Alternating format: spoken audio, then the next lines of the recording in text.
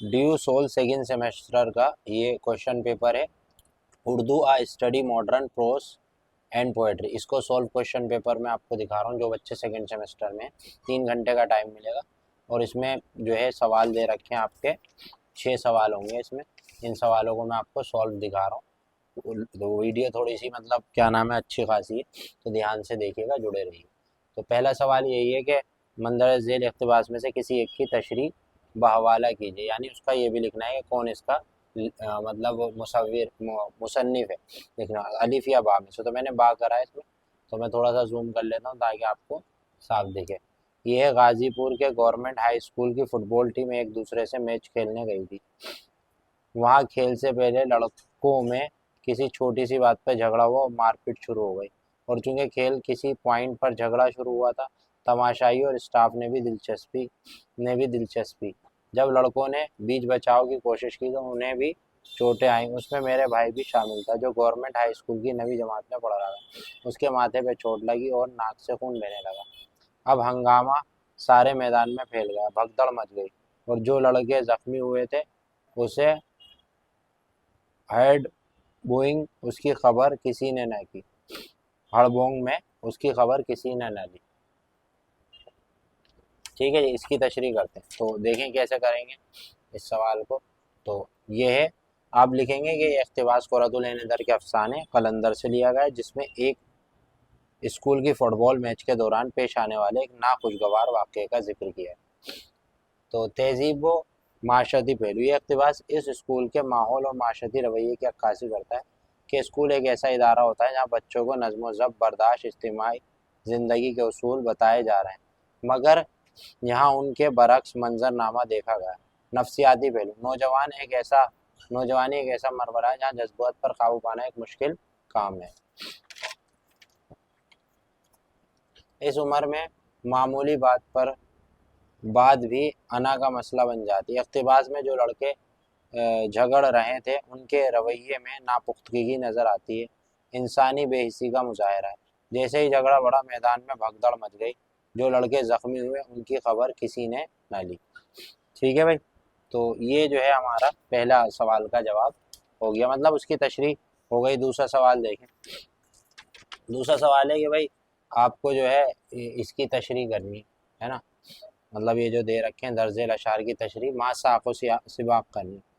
जैसे ये लिपटे उस ढब से के फिर ना जुदा खाक मेरी, कहीं पहुँचे भी तो उसको शायद दामा के करीब, कहीं पहुँचे तो उसके दामा को। तो पहले सवाल की पहले उसकी शेर की तशरीह है। ये शेर उर्दू शायरी की रिवायती उसलूब और जज्बाती गहराई के हामिल है। ठीक है, ये शेर एक ऐसी दिल शिकस्ता और एहसास शायर की कैफियत को जाहिर करता है जो ज़िंदगी के रंजो अलम, तन्हाई और नामुकम्मल ख्वाहिशात से थक चुका है। ठीक है, दूसरा शेर है कि मिट रही है दिल से यादें रोज़गार इश्क की, अब नज़र काहे काहे गो काहे को आएगी ये तस्वीर कहीं। ठीक है, तो ये शेर क्या है, इस शेर की तशरीह देखिए। असल में थोड़ा सा जूम आउट कर लेता हूँ ताकि आपको साफ दिखे।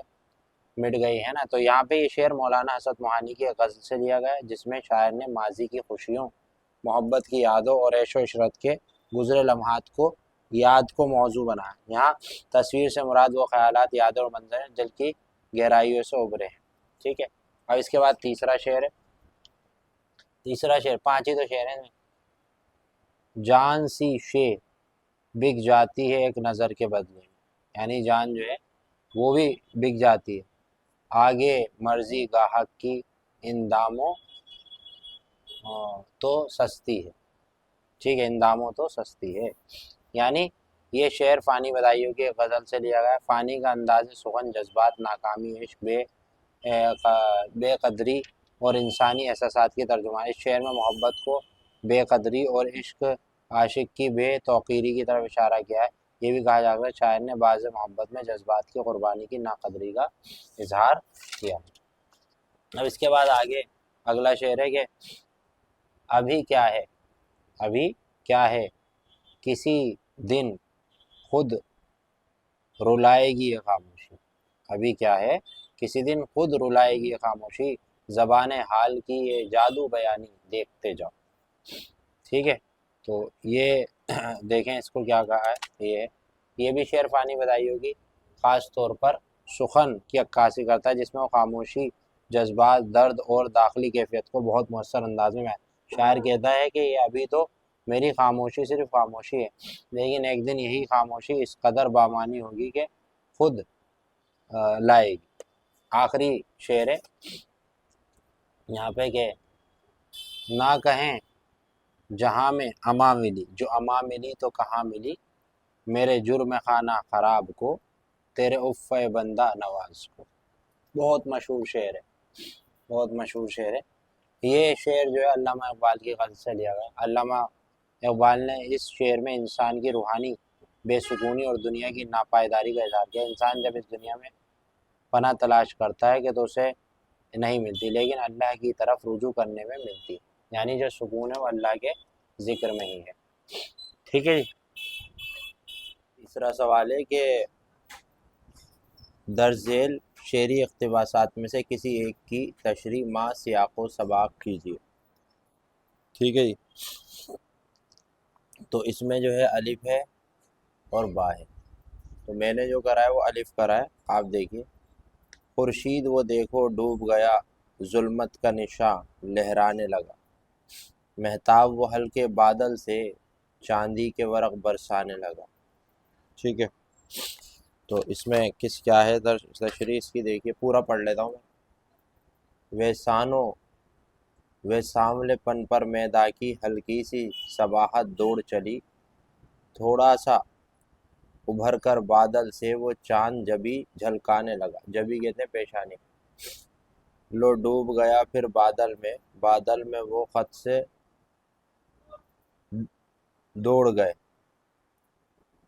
لو پھر وہ گھٹائے چاک ہوئی، ظلمت کا قدم تھرانے لگا۔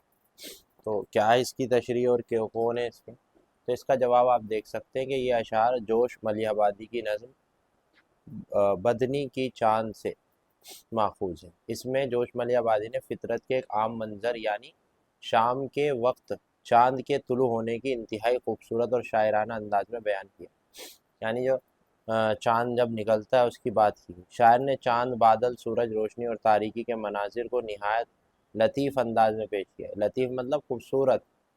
نظم میں چاند کی روشنی کی آمد حسن اور روشنی کی علامت بنایا، جبکہ ظلمت کو مایوسی، اندھیرے کے طور پر دکھایا گیا۔ یہ نظم فطرت کی خوبصورتی کے ساتھ ساتھ روشنی و تاریکی کی علامتی جنگ کو بھی بیان کرتی ہے۔ شاعر نے چاند کی روشنی کو چاندنی کے ورق سے تشبیہ دی ہے۔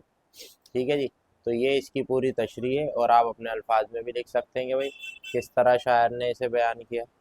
اب اگلا سوال ہے چوتھا کہ سر سید یا مرزا فرات اللہ بیگ کی مضمون نگاری پر اظہار خیال کیجیے۔ 10 نمبر کا ہے، دونوں میں سے کسی ایک کے بارے میں آپ کو لکھنا ہوگا۔ تو سر سید کے بارے میں لکھ دیتے ہیں، آسان بھی ہے اور اچھے سے بھی کر سکتے ہیں۔ دیکھیں، سر سید احمد خان اردو نثر کے بانیوں میں شمار ہوتے ہیں۔ بانی مطلب فاؤنڈر۔ وہ صرف ایک مسلح یا مفکر ہی نہیں، مطلب اصلاح کرنے والے یا فلاسفر ہی نہیں، بلکہ وہ اردو ادب کے ایک عظیم نثر نگار بھی ہیں۔ نثر نگار مطلب انہوں نے مضمون وغیرہ لکھے۔ سر سید کے مضمون نگاری کی موضوعات، ان کے جو ٹاپک تھے جس پہ وہ لکھتے تھے مضمون: مسلمانوں کی تعلیمی پسماندگی، سائنسی سوچ کی ترویج، مذہب اور سائنس کا باہمی تعلق، معاشرتی برائیاں، ہندو مسلم اتحاد، اسلوب اور زبان۔ سر سید کی نثری اسلوب سادہ، دلنشیں، مدلل اور عام فہم تھا۔ ان کا مقصد اردو کے محض زینت محفل بنانے کے بجائے علم و فکر کے ذریعہ بنانا۔ وہ چاہتے تھے کہ بھائی صرف یہ جو ہے واہ واہ کے لیے نہیں ہو، بلکہ لوگوں کی زندگی بدلے۔ اس طرح انہوں نے اپنے مضمون لکھے۔ وہ مشکل الفاظ سے اجتناب کرتے تھے، یعنی بچتے تھے، اجتناب کرنا بچنا، اور سیدھی بات اپنی مطلب جو ہے اپنی بات کو سیدھے انداز میں کرتے تھے۔ مضمون نگاری کی خصوصیات سر سید کے ہر مضمون کا مقصد قوم کی اصلاح تھا۔ ان کے ہر مضمون کا مقصد تھا کہ قوم کا فائدہ ہو۔ وہ تعلیم اور سچائی کو ترقی کا ذریعہ مانتے تھے۔ انہوں نے مذہب کو سائنسی انداز میں سمجھنے کی کوشش کی۔ سر سید نے اپنے مضمون میں دلائل اور مثالوں سے بات کو ثابت کرتے ہیں۔ ان کے مضامین میں مسلمانوں کو ایک قوم کی حیثیت سے بیدار کرنے کا ذریعہ بنی، ٹھیک ہے۔ تو یہ سر سید کی بات تھی، ان کے الفاظ آسان تھے، ان کی زبان لوگوں کے سمجھ میں آتی تھی، وہ چاہتے تھے قوم جو ہے تعلیم کی طرف آ جائے تاکہ اس کے اندر پھیلی برائیاں ختم ہو جائے اور ملک کی بھی ترقی اور قوم کی بھی ترقی۔ اگلا سوال ہے، فانی بدائیوں یا جگر مراد آبادی کی غزل گوئی پر اپنی رائے پیش کیجیے۔ دونوں میں سے فانی بدائیوں یا جگر مراد آبادی۔ تو یہاں پہ ہم نے فانی بدائیوں کی فانی بدائیوں جو ہے ان کے بارے میں لکھا ہے کہ فانی بدائیوں اردو کے ممتاز شاعر گو شعراء میں شمار ہوتے ہیں۔ ان کا اصل نام شیخ الحق تھا مگر وہ فانی کے تخلص کے ساتھ مشہور ہوئے۔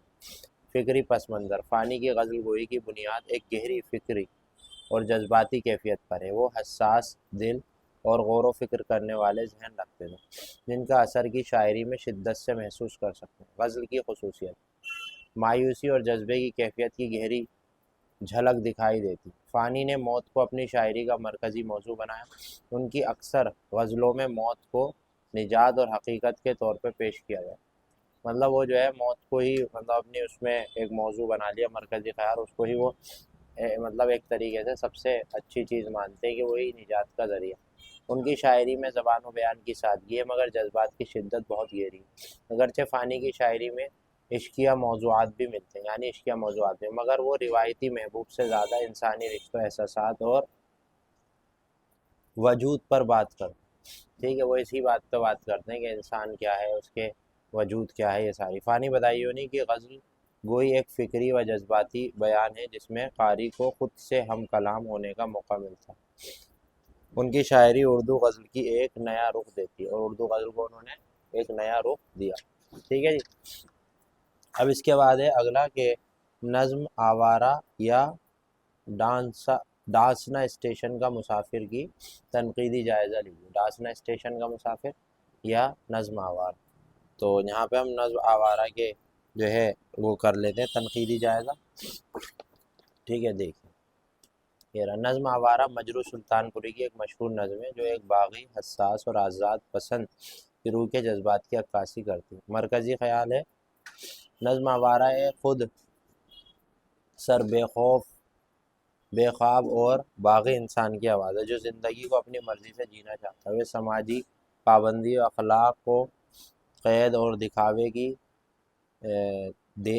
دنیا سے انکار کرتا ہے نا، شاعرانہ انداز اور جذبہ۔ مجروح نے یہ نظم بہادری، شدت، جذبات اور انقلابی لہجے میں لکھی۔ شاعر کا لہجہ باغیانہ ہے مگر ساتھ ہی وہ اپنے انداز کی تنہائی اور کرب کو بھی بیان کرتے ہیں، مطلب باغیانہ تو ہے لیکن ان کے دلوں میں تنہائی ہے، کرب ہے، تکلیف ہے، اس کو بھی بیان کرتے ہیں۔ فنی خوبیاں یہ ہیں کہ بھائی نظم فرد کی خودی، آزادی اور خود اعتمادی کو بڑی خوبصورتی سے پیش کیا ہے۔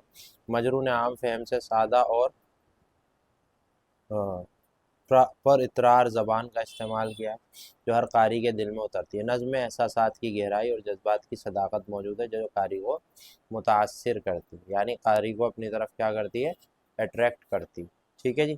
تو یہ تھی ہمارے اس سبق کی، یہ جو ہم نے ابھی پڑھا کیا کہتے ہیں یہ والے پیپر کی، Urdu of modern study of modern Urdu prose and poetry solved question paper تھا۔ اگر آپ کو یہ سمجھ میں آیا تو پلیز ویڈیو کو لائک شیئر سبسکرائب کریں اور جو ہے تھینک یو۔